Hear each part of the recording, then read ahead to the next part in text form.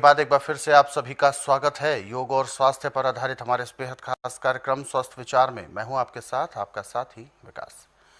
दर्शकों, स्वस्थ विचार कार्यक्रम में हम रोजाना आपके लिए बहुत सारे कुछ विषय लेकर आते हैं, जिसके नुस्खे और उपचार भी आपको बताए जाते हैं। रोग कैसे पनपता है, पर्टिकुलर किसी एक रोग के बारे में चर्चा करते हैं, उसके बारे में विस्तार से आपको बताते हैं कि कैसे ये रोग पनप सकता है, क्या कुछ गलतियां हम करते हैं, किन लापरवाहियों की वजह से इस रोग बढ़ावा मिलता है और इसके सही उपचार हम शुरुआती दौर में कैसे कर सकते हैं, और उसके बाद यदि अगर बढ़ता है तो हमें क्या करना चाहिए। यानी ओवरऑल आपकी अपनी जो सेहत है उसकी सुरक्षा को लेकर बहुत सारे जो क्या कुछ कदम आपको उठाने हैं वो सब आपको बताए जाते हैं। और इसीलिए आप सभी से हम अनुरोध भी करते हैं और आपको याद दिलाते रहते हैं कि जब भी आप इस कार्यक्रम को देखने बैठे तो कॉपी और पेन भी साथ में ज़रूर लेकर बैठा करें। जो भी नुस्खे उपचार आपको बताए जाएं उनको आप लिख ज़रूर लिया करें। तो आगे बढ़ते हैं और शुरू करते हैं आज के एक मुख्य विषय पर चर्चा। गुरु जी, आज के इस अंक में हम बात करने जा रहे हैं एक सामान्य कमज़ोरी को लेकर, वीकनेस जिसे कहते हैं। शरीर में एनर्जी लेवल डाउन हो जाना और शरीर का निढाल होना, किसी काम में मन ना लगना, या यूं कहें कि आलस बहुत ज़्यादा आ जाना, शारीरिक कमज़ोरी, ये एक बहुत बड़ी चुनौती बन गई है आज के इस दौर में। हर एक बच्चा, चाहे वो बच्चा हो, युवा हो, हर किसी के साथ दिक्कत है। कैसे कैसे क्या क्या बदलाव आते हैं, किन किन पड़ावों पर इस तरीके की समस्या आती है, हम आपसे आज जानना चाहेंगे। देखिए, जब आपके लीवर में पाचन शक्ति कमजोर हो जाए, खाया पिया आपका पूरा पचेगा नहीं, तो पैंक्रियाज इंसुलिन जो बनानी वो नहीं बनाती पूरी। अच्छा। तो खून में दिन प्रतिदिन कमी आना शुरू हो जाती है। और इस रोग की दवाई आज पूरे संसार के अंदर, ये कहें कि आयुर्वेद में, यूनानी में, होम्योपैथी में, एलोपैथी में, किसी में नहीं है। टेम्परेरी रिलीफ के लिए दवाइयाँ देते हैं, जितनी देर तक उसका नशा शरीर ऐसा लगता है ठीक हूँ, नशा टूटते तो फिर अकड़ जाता है। परंतु मेरा एकमात्र ऐसा संस्था है जो कि किसी रोग को दबाती नहीं, उसको जड़ से काटती है। अब इस रोग के लिए हमें सिर्फ 3 चीज़ों की, 4 की जरूरत पड़ती है, ज़्यादा नहीं। पहले तो आप पका हुआ बेल है तो सबसे अच्छा, नहीं तो कच्चे बेल को भी आप गुद्दा निकाल के छोटे छोटे पीस करके उसको सुखा के रख लें। जब वो अच्छी तरह सूख जाए तो उसको पीस के उसका पाउडर बना लें। उसमें बीज भी होंगे और जो उसके अंदर लेस होता है वो भी साथ में होगा। सुखा के पाउडर बना लिया। अब इस पाउडर का 1 चम्मच सुबह, 1 चम्मच शाम को, 2 चम्मच लेने आपने। उसका तरीका है कि आप चाहे दूध में घोल के ले लें इसको, चाहे आप दूध की मलाई के अंदर मिला के खा लें, चाहे दही है आपके पास तो दही के अंदर मिला के ले लें। ये अंदर जाके लीवर पे जो उसकी कमजोरी थी उसको दूर करेगा और लीवर इतना मजबूत हो जाएगा कि कोई सख्त चीज़ भी चली गई तो उसको भी हाजम करेगा। जब लीवर पूरा पचाएगा तो पैंक्रियाज इंसुलिन बनाएगी, आपका होमोग्लोबिन बढ़ेगा, ताकत आएगी। जिसके शरीर में कमजोरी होती है, मर्द है तो उसका होमोग्लोबिन 16 होना चाहिए। जब उसका आ जाता है 10 या 12 पे तो उसको कमजोरी महसूस होना शुरू हो जाती है। औरत का होमोग्लोबिन 14 होता है, जब उसको कमजोरी आ जाती है तो उसका रहता है 8 से 10। और जब आप इसको लेना शुरू करेंगे तो 1 महीने में औरत का 14 और मर्द का 16 होगा। कमजोरी कहाँ से आएगी? कमजोरी का नाम ही नहीं है।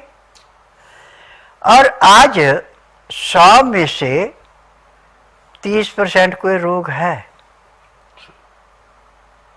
क्योंकि नाड़ी परीक्षा में जब मैं रोगियों को समझाता हूँ कि भैया आपने ये गलती की है, इसका ये सजा है। यदि आप अन्न छोड़ के ये दवाई पे भरोसा करके खाते तो आपके सारे रोग कटेंगे। परंतु यदि आप अन्न की तरफ ज़्यादा ध्यान रखेंगे तो पूरे रोग नहीं कटेंगे। और जिस भी रोगी ने मेरा नुस्खा अपनाया उसने 1 महीने के बाद यही फ़ोन पे कहा कि स्वामी जी आपने हमें दोबारा नया जन्म दे दिया। तो मैं कहता हूँ कि मैंने नया जन्म नहीं दिया, नया जन्म दिया आपके उपचार ने। जो मैंने आपको समझाया आपने उसको अपनाया, अपना करके आपको लाभ हुआ तो उस चीज़ का लाभ है, मेरा लाभ नहीं है। मैं तो एक बिजली का स्विच हूँ, ट्रांसफार्मर में लाइट है तो मेरे द्वारा आप तक पहुँच गई। अब आपके अंदर रोशनी बढ़ती है तो आपकी किस्मत है वो। अब जैसे मैं चैलेंज करता हूँ ऐसे कोई आयुर्वेद, यूनानी, होम्योपैथी, एलोपैथी करके दिखाए, क्योंकि उन्होंने थ्योरियाँ पढ़ी हैं। थ्योरी के अनुसार जो उन्होंने दिया उससे लाभ हो ना हो उनकी जिम्मेदारी नहीं है, परंतु मेरी जिम्मेदारी है। मेरे पास जो भी रोगी आता है, चाहे कोई भी रोग है, पैर के तलुए से सिर के बाल तक का, जिस दिन रोगी आता है उसी दिन मुझे उसके शरीर में 20% परिवर्तन चाहिए, तब मुझे संतोष होता है। तो ये इसके पीछे कारण है। हाँ, बिल्कुल। तो दर्शकों, इस चीज़ के लिए आपको ज़रूर ध्यान देना है कि हमें लापरवाही नहीं करनी है।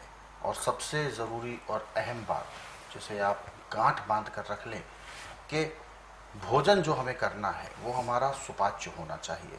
भोजन हमारा सही तरीके से पचेगा, उसका पोषण तत्व हमारे शरीर में जाएगा, तभी हमारा शरीर ऊर्जावान होगा। कहते हैं कि यदि आपकी पाचन क्रिया अच्छी है तो आप किसी भी तरह का भोजन आप करते हैं वो पचेगा ज़रूर, और पचेगा तो आप कुछ भी खाएं, चाहे सूखी रोटी खाएंगे उससे भी आपको ताकत आएगी, पोषक तत्व आपको मिलेंगे। लेकिन यदि पाचन तंत्र आपका ठीक नहीं है तो आप बादाम, काजू, महंगे से महंगे आप जितने भी भोजन होते हैं वो सब करके देख लें, वो भोजन अगर नहीं पच रहा है तो आपका शरीर किसी काम का नहीं है, बिल्कुल कमजोरी से भरपूर आपका शरीर रहेगा। अपने शरीर को ठीक रखना हमारी स्वयं की जिम्मेदारी है। तो ऐसे में हम सभी को ये तय करना होगा, और आज से ये तय करना होगा कि जो भी हम भोजन करें वो नियमित, जो भी भोजन करेंगे उसमें ध्यान हमें रखना है कि कौन कौन से इसमें चीज़ें हैं शामिल जो हमारे शरीर को अच्छे से सुपाच्य बनाती है। भोजन आपका बनाता है आपके शरीर को, और शरीर में जो पाचन तंत्र है उसको भी भोजन ही तय करता है कि इसको कैसा होना चाहिए। यदि आप रेगुलर बेसिस पर खराब या बहुत ज़्यादा अपाच्य वाला जो भोजन करेंगे तो यकीनन आपकी जो पाचन क्रिया है वो उसी प्रकार से रिएक्ट करने लगेगी। तो इसीलिए आपको यदि स्वस्थ रहना है, तंदुरुस्त रहना है, ऊर्जावान रहना है, तो आपको इन सब चीज़ों का ध्यान रखना पड़ेगा। और ऐसे बहुत सारे नुस्खे हैं, बहुत सारे उपचार हैं जिनको यदि आप पढ़ना चाहते हैं, समझना चाहते हैं तो स्वस्थ विचार पुस्तकों के जरिए पढ़ सकते हैं। और ये खास तौर पर पुस्तकें हर एक गृहिणी के पास, हर एक महिला के पास, हर एक घर परिवार में ये पुस्तकें होना बहुत ज़रूरी है, क्योंकि परिवार का ख्याल रखना, परिवार में जो भी सदस्य हैं उनके बारे में सोचना और उनकी सेहत को अच्छा रखना, ये सभी की जिम्मेदारी होती है। तो इसीलिए अपना वैद्य यदि आप स्वयं बनना चाहते हैं तो पुस्तकें आप मंगवा सकते हैं। हेल्पलाइन नंबर्स पर आप कॉल करें, नंबर आपकी टीवी स्क्रीन पर है। और दर्शकों, आप यदि इस कार्यक्रम से जुड़ना चाहते हैं तो आप बिल्कुल भी देर ना करें, हमें कॉल कर सकते हैं या आप हमें व्हाट्सएप के जरिए अपना मैसेज भेज सकते हैं। व्हाट्सएप मैसेज में लिखिए आप अपना नाम, उम्र, कहाँ से बात कर रहे हैं और पूरा